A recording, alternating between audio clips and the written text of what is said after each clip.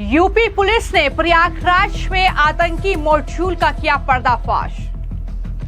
दलित नाबालिग लड़कियों का धर्म परिवर्तन कर आतंकी बनाने की रची जा रही थी बड़ी साजिश। योगी पुलिस ने दरकशा बानो और मोहम्मद कैफ को इस मामले में धर दबोचा।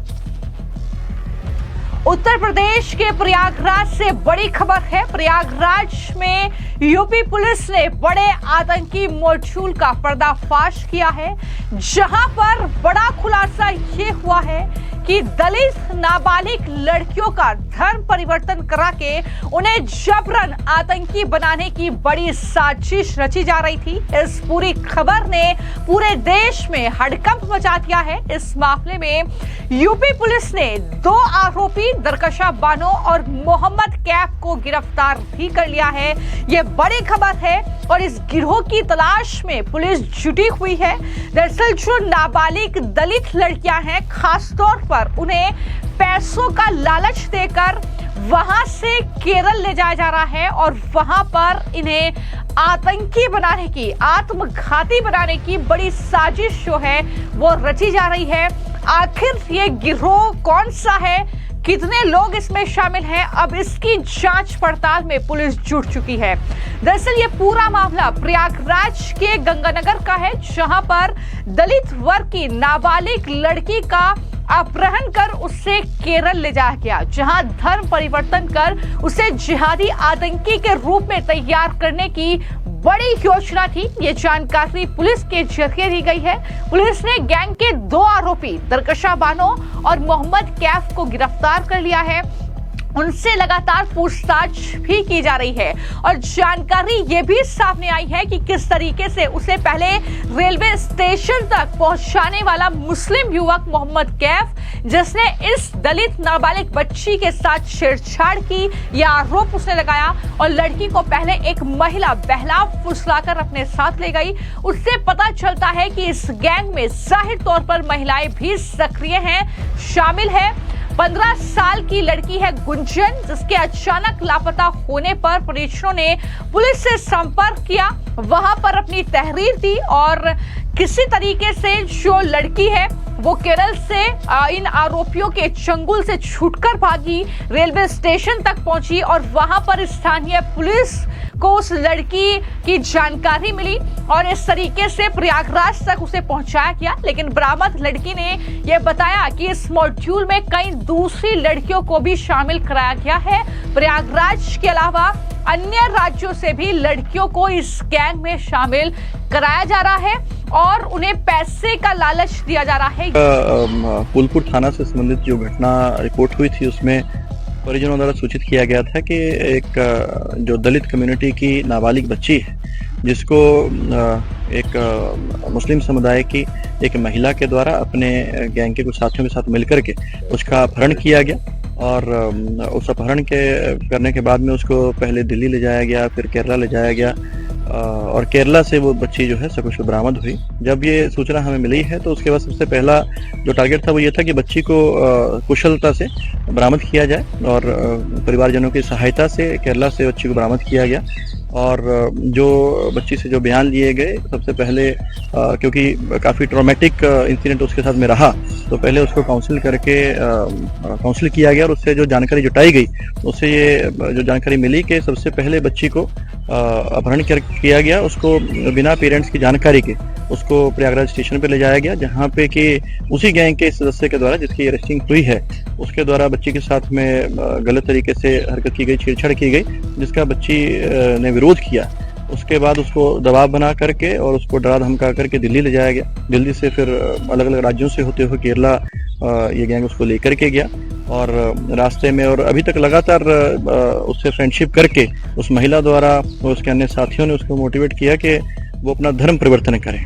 और जैसा कि बच्ची ने बताया कि पूरे रास्ते में जाते हुए और अभी तक अलग अलग लोगों से, जिनसे उस महिला के माध्यम से या अन्य आदमियों के माध्यम से, व्यक्तियों के माध्यम से जो बातचीत हुई, तो उसको वहाँ पे जाकर के जो लगा उनकी गतिविधियों से कि वो एंटी नेशनल एक्टिविटीज़ में ये गैंग इन्वॉल्व है, जिसके पश्चात वहाँ उसकी किसी तरह से वहाँ से छूट करके वहाँ से भागी और वहाँ लोकल उसने हेल्प मांगी, जिसके बाद में जब हमें सूचना मिली तो परिवारजनों के साथ में बच्ची को बरामद किया गया है और इसमें जो 2 आरोपी हैं, जिस महिला ने ये पूरी जो साजिश को अंजाम दिया, बच्ची के साथ फ्रेंडशिप करना, उसके बाद में उसको बरगला करके बहला करके उसको घर से लेकर के जाना और उसके बाद उसको धर्म परिवर्तन के लिए मोटिवेट करना, और इसके साथ ही जो उसका दूसरा साथी जो कि उसको रेलवे स्टेशन पर लेकर के गया, जिसने उसको यहाँ से उसको ले जाने में निकालने में उसका रोल अदा किया और रास्ते में बच्ची के साथ में गलत हरकत की, उसकी गिरफ्तारी हो गई है। इसमें अभी तक की पूछताछ के दौरान कई अन्य नाम सामने आए हैं, जिसमें कि प्रयागराज के और दिल्ली के और कुछ केरला के कई ऐसे लोगों के नाम सामने आए हैं जिनके विभिन्न पहलुओं से जिनकी जांच की जा रही है और हमारी अलग अलग टीमें जो हैं इसमें जो अलग अलग पहलू आए हैं उनकी जांच कर रही हैं और आगे और लोगों की गिरफ्तारी करके इसमें कार्रवाई की जाएगी। कुल कितने लोग सर इसमें इन्वॉल्व हैं? देखिए, जैसा मैंने बताया कि अभी तक इसमें 2 लोगों की अरेस्टिंग हो चुकी है और कई अन्य लोगों के सामने नाम आए हैं और अभी उनकी क्या संलिप्तता है, किस प्रकार से उनकी इन्वॉल्वमेंट रही है, और जैसा कि बच्ची ने बताया कि इस महिला के द्वारा बच्ची को बार बार ये मोटिवेट किया गया कि उसकी कम्युनिटी की और बच्चियां हैं जो माइनर थी, उनको उन्होंने पैसा दिया, जो उन्होंने इस तरह के उसको सुविधाएं मुहैया करवाई और आगे उनको बहुत लग्जरीज वगैरह उनको ऑफर की जा रही हैं, तमाम तरह के प्रलोभन उसको दिए हैं। तो उससे ऐसा प्रतीत हो रहा है कि और भी बच्चियों को इन्होंने टारगेट किया है। तो ये सभी हमारे पहलू हैं जांच के, जिनके ऊपर हमारी इन्वेस्टिगेशन अभी जारी है। क्या जो आतंकवादी संगठन का भी नाम है, तो क्या एनआईए भी इसमें इन्वॉल्व किया गया जांच के लिए? देखिए, अभी जो उत्तर प्रदेश पुलिस है उसके द्वारा ये जांच अभी हमारे द्वारा की जा रही है। इसमें जो भी एंगल्स आएंगे, क्योंकि एंटी नेशनल एक्टिविटीज की बात आई है तो ये बहुत एक संवेदनशील मामला है, उसमें जितने भी एंगल्स हो सकते हैं, जितने भी व्यक्तियों के जैसे नाम आए हैं, उनका क्या उनके लिंक्स हैं, किस तरह का उनका इन्वॉल्वमेंट है या क्या उनके ट्रांजेक्शन है, तो हर पहलू अभी जांच के दायरे में है। इसमें जांच के उपरांत ही आगे कार्रवाई की जाएगी। कोर्ट में इनको पेश कर दिया गया या अभी क्योंकि कस्टडी में लेकर के पूछताछ की जा रही है, आगे फिर कार्रवाई की जाए, विधिक कार्रवाई की जाए। और जाहिर तौर पर जो लड़की बरामद की गई है उसके खुलासे से पुलिस और इंटेलिजेंस एजेंसियां मामले की जांच में जुट गई है। जो डीसीपी है प्रयागराज गंगानगर जोन के कुलदीप सिंह गुनावत, उन्होंने पूरी जानकारी दी है, पूरा घटनाक्रम बताया है कि किस तरीके से ये बड़े आतंकी मॉड्यूल का पर्दाफाश हुआ है, जहां पर नाबालिग दलित लड़कियों को एक तरीके से टारगेट किया गया, उन्हें अपहरण किया गया, किसी को पैसों का लालच दिया गया और उन्हें इस तरीके से आत्मघाती और आतंकी बनाने की साजिश का हिस्सा कहीं ना कहीं बनाया जा रहा था। उसमें दरकशा बानो और मोहम्मद कैफ का संगठित गिरोह दलित नाबालिग लड़कियों को बहला फुसला कर आतंकवादी और राष्ट्र विरोधी गतिविधियों में धकेलने का काम करता था। ये जानकारी दी गई है। जो डीसीपी हैं उनके जरिए क्या कुछ उन्होंने कहा है, किस तरीके से पूरी जानकारी इस पूरे मामले को लेकर कुलदीप सिंह गुनावत डीसीपी दे रहे हैं, जरा सुनिए। दिनांक 28 जून को थाना फूलपुर पर ग्राम लिलहट निवासिनी श्रीमती गुड्डी देवी द्वारा एक तहरीर थाने पे दी गई, जिसमें उनके द्वारा सूचना दी गई कि दिनांक 8 मई को लिलहट की ही रहने वाली दरकशा बानो पुत्री मोहम्मद इस्माइल उम्र 19 वर्ष द्वारा पहला फुसाकर व पैसों का प्रलोभन देकर उसकी 15 वर्षीय नाबालिग लड़की को धर्म परिवर्तन कराने के उद्देश्य से केरल ले जाया गया तथा इस संबंध में थाना फूलपुर पर सूचना देने पर अज्ञात नंबर से फोन करके गाली गलौज व जान से मारने की धमकी दी। इस सूचना पर सहायक पुलिस आयुक्त फूलपुर द्वारा पीड़िता के घर पर जाकर उससे वार्ता की गई तथा घटनाक्रम और घटनास्थल का निरीक्षण किया गया। पीड़िता के आवास पर सुरक्षार्थ पुलिस बल लगाया गया है। जांच से यह निकलकर आया कि 8 मई को दरकशा बानो नाबालिग लड़की को जबरन धर्म परिवर्तन कराने के उद्देश्य से पहला फुसलाकर वह प्रलोभन देके घर से लेकर गई, जिसमें उसका साथ मोहम्मद कैफ निवासी फूलपुर ने दिया, जो उनको मोटरसाइकिल से प्रयागराज जंक्शन तक छोड़ने गया। इस दौरान कैफ ने पीड़िता के साथ छेड़खानी की भी घटना की थी।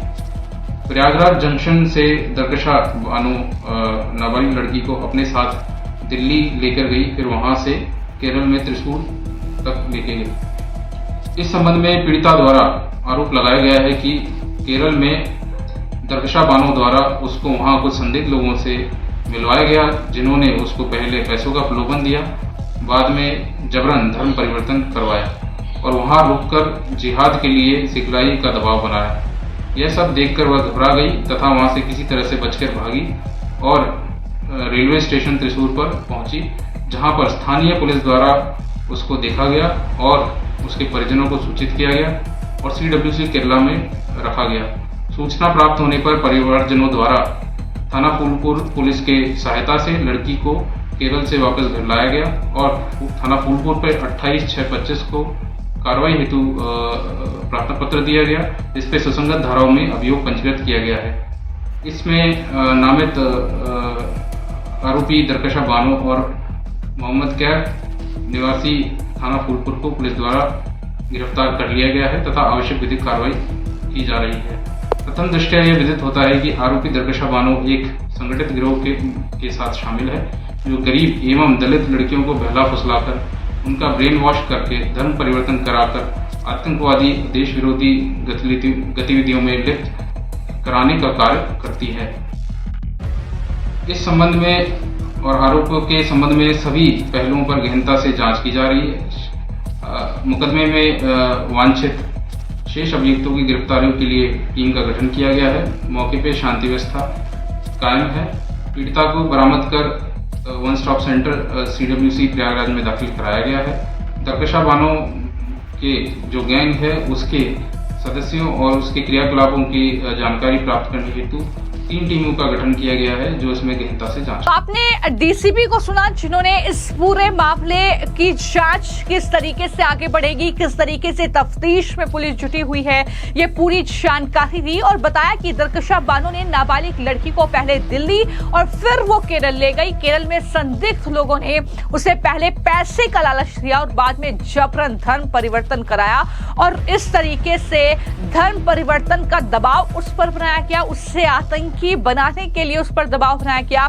इससे घबराकर लड़की वहां से भागी और केरल के एक रेलवे स्टेशन पर पहुंची, जहां पर स्थानीय पुलिस ने उसे देखा और उसके घर वालों को, उसके जो परिवार के लोग हैं, उन्हें जानकारी दी गई। बाद में फूलपुर पुलिस की मदद से लड़की को सुरक्षित वापस प्रयागराज लाया गया है। लेकिन सवाल यही है कि आखिर ये जो पूरा गिरोह की बात हो रही है, पूरा मॉड्यूल की बात हो रही है, इसके तार कहां तक पहुंचे हैं?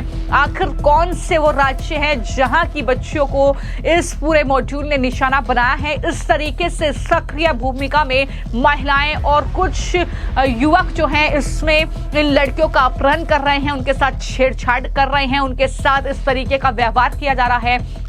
दिल्ली से केरल उन्हें पहुंचाया जा रहा है। तो कौन से वो लोग हैं जो इसमें शामिल है, कहां तक इस गिरोह के तार हैं, ये अब इंटेलिजेंस इसमें सक्रिय हो रहा है और लगातार इसमें जांच पड़ताल अब शुरू हो गई है। वहीं पर उत्तर प्रदेश में भी जाहिर तौर पर मुख्यमंत्री योगी आदित्यनाथ इस मामले का संज्ञान लेते हैं तो किस तरीके से जांच इसमें आगे बढ़ती है ये देखना होगा। लेकिन ये बहुत बड़ी खबर है प्रयागराज से, जहां पर उत्तर प्रदेश पुलिस के जरिए, प्रयागराज पुलिस के जरिए खुलासा किया गया है कि मोहम्मद कैफ और बानो नाम की ये महिला है जिसने इस तरीके से बच्ची का अपहरण किया और केरल तक पहुंचाया है, उसके साथ छेड़छाड़ की है, पूरा गिरोह काम कर रहा है, कई लड़कियां वहां पर मौजूद हैं। तो ये मॉड्यूल का पर्दाफाश किस तरीके से अब यूपी पुलिस के साथ मिलकर इंटेलिजेंस करेगा, खुफिया एजेंसी करेंगी, आने वाले वक्त में देखना होगा।